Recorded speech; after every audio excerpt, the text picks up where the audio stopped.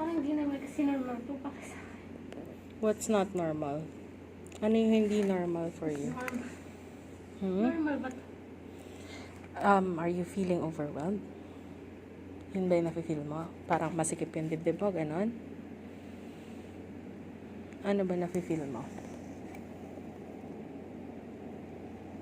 What do you want to do? What do you feel like doing?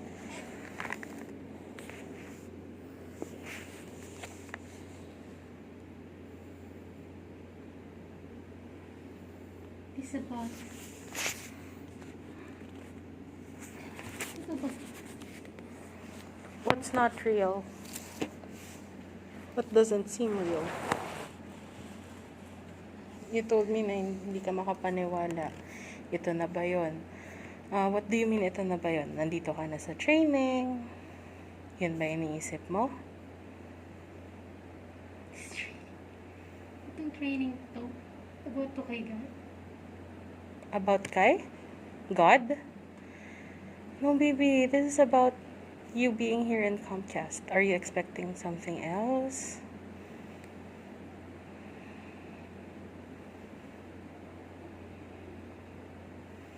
Okay, eto. When you came in here, what were you prepared for? Or ano yung akala mong pinapasok mo? Kala kasi simple lang kasi. Simple lang yung training ng Comcast. You know that you're here for Comcast training, or did you think that you're training for something else? I'm training for something else. What, in your mind, what do you think you were training for? I'm training for to be prepared. Parang ganun. Kung anong pinili kong landas with God. Parang ganun ang style. I see. So, you think that's what's going to happen today? And is that the reason why you're confused? Kaya ka na overwhelmed? All of these things. Parang hindi naman normal. Parang ganito ba talaga? Totoo ba to? Parang sa isip ko lang ba to? Parang nararamdaman ko may something sa loob ko. Hindi ko maintindihan. Okay. Have you tried... I mean, I don't want to pry, ha? Is this the first time that you've experienced this? First time ever? Yes. Did this just happen today? 4 days ago. 4 days ago. So, when you first felt this, what did you feel? Ano yung tumakbo sa isip mo?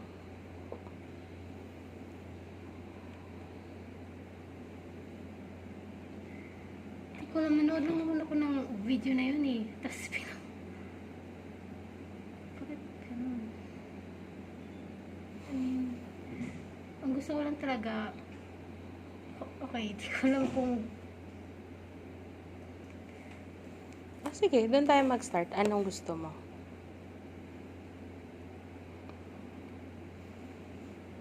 alam mo na, It's okay. Sabi mo sa akin kung anong gusto mo, so that I could understand. I think hindi naman ikaw yung nag-iisang dumadaan sa ganyang situation na nako-confuse eh. I just want you to feel okay. Kasi, nandito tayo. Nasa training tayo. So, alam ko confused ka, right? You're not sure what you're doing here. Sabi mo nga. Sabi mo sa akin, you were expecting training for a different path. Do you have an idea what that path is?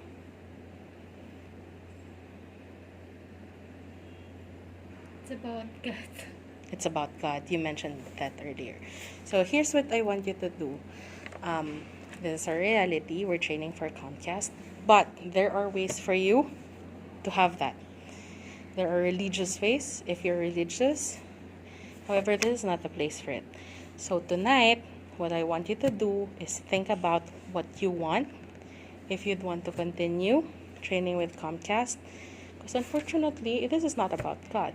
This is about Xfinity, you working here in DXI. Naintindihan mo ba ako? So, they're putting it in the reality. Ano naintindihan mo sa sinabi ko? Nasaan ka ngayon? The other way around. The other way around? It's not really, you're concealing information. I'm concealing information? What do you mean? It's like,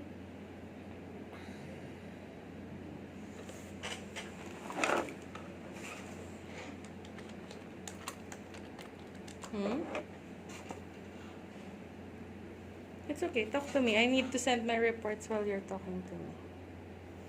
Because I don't have time. The shuttle will wait for me only up until 11.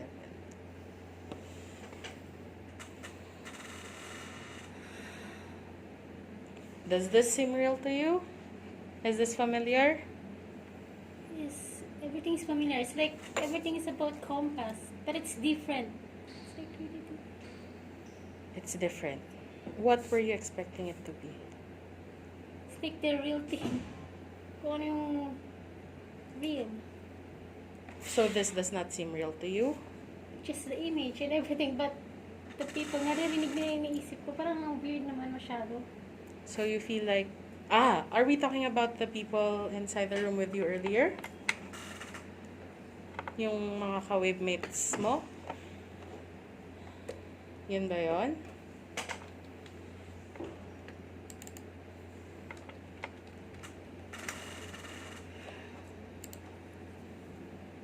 Totoo ba talaga? Hindi ko maintindihan.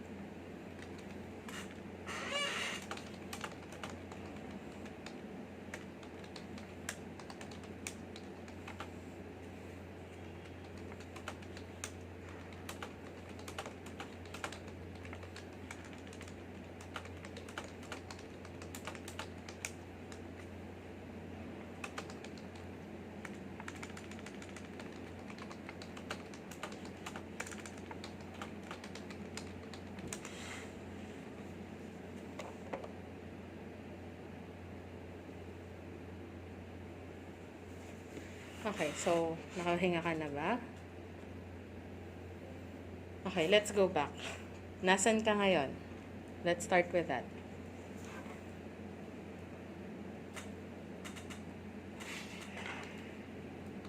Nasa Vexay ako. Sabi mo, yun sabi mo, diba? Nasa Vexay ako. Mm. Okay, nasa VXI ka. Bakit ka nandito? Supposedly para magtrabaho. Okay, what are we doing today? We're working. Okay, anong ginawa natin buong araw? Yeah, we're working. We're working, we're training. Yeah, we're training. Okay, so what's confusing dun? Like, lahat ng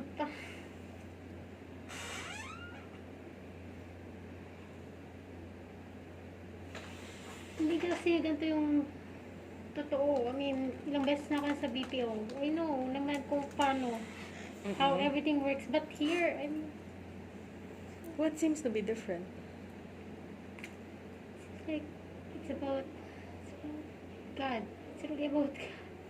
Did I talk about something about God earlier? Did you hear me talk something about God earlier?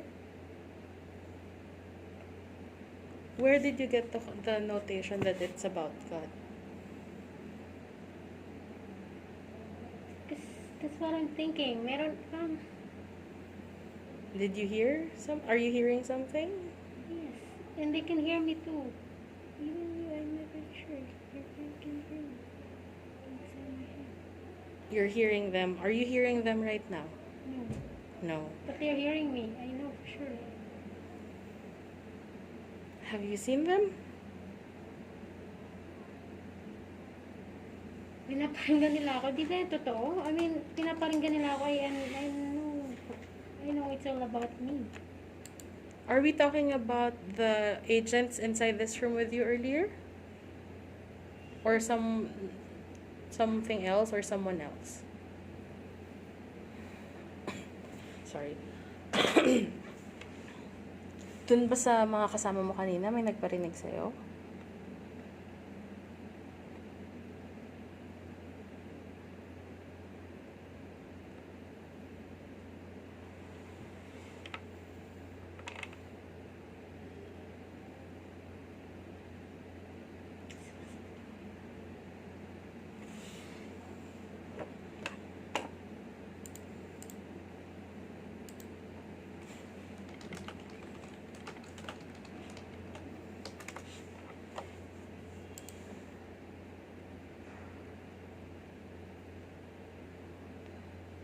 Physically, are you feeling okay though?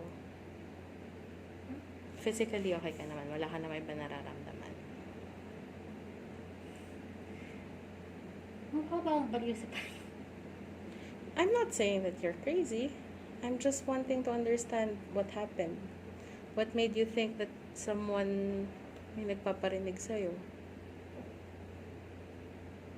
Because if it's those people inside this room with you, I'll definitely talk to them.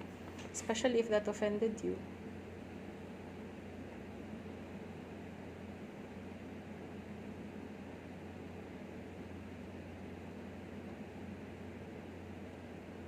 Could you pinpoint where you heard those things? Kung sino yung nagparinig sa'yo?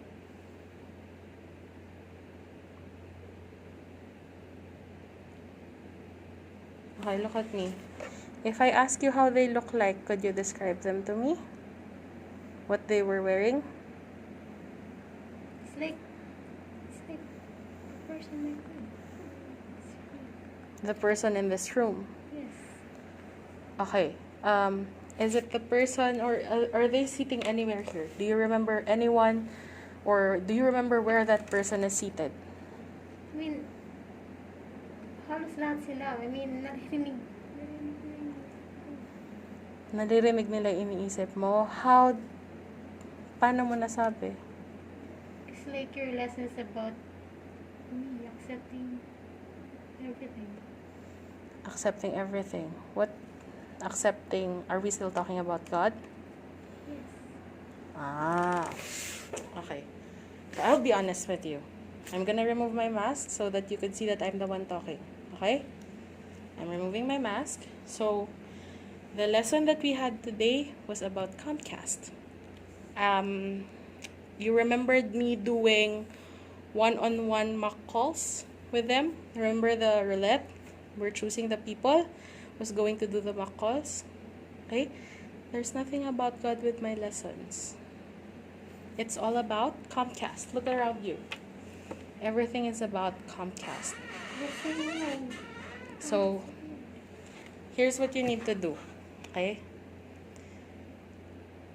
I know you're confused. I don't know where you're getting the connotation that this is about God. You ask me if mukha ka bang baliw sa akin? I don't think so. I think you're confused. You might want to ask for help though. Like, Psychiatric help. Don't connotate psychiatric help with being baliw because it's not. Okay? Psychiatric help means you need to get your mind straight. You're confused. And there are people who could help you. like who? Doctors. Psychiatric doctors. They could help you and see what made you think this way. Unfortunately, I'm not that person. I'm your trainer. I could help you with Comcast. I could be your friend. You could talk to me, but when it comes to thinking that other people are saying something about you, there might be some other problems that you're dealing with that could make you feel this way. Okay? So go home, rest. Maybe you need rest.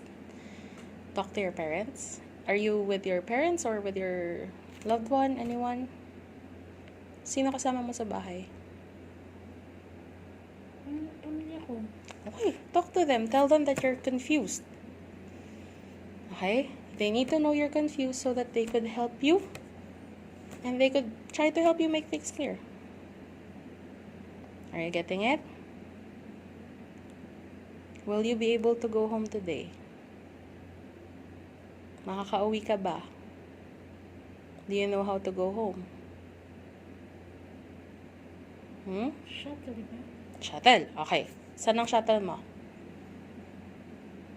May idea ka? Did the driver text you? Oh, may number ako. Okay. Text natin yung driver. Hanapin natin kung nasan siya. Uwi ka. Pahinga ka. Think about it. If you're still ready to go to work, pag-isipan mo. But I'm telling you right now, the lesson here is about Comcast. It's not about God.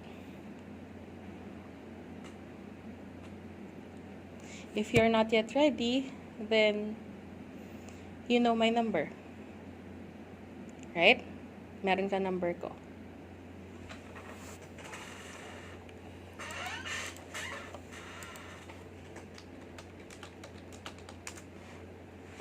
Alika. Nasaan yung gamit mo? Sa 14th floor.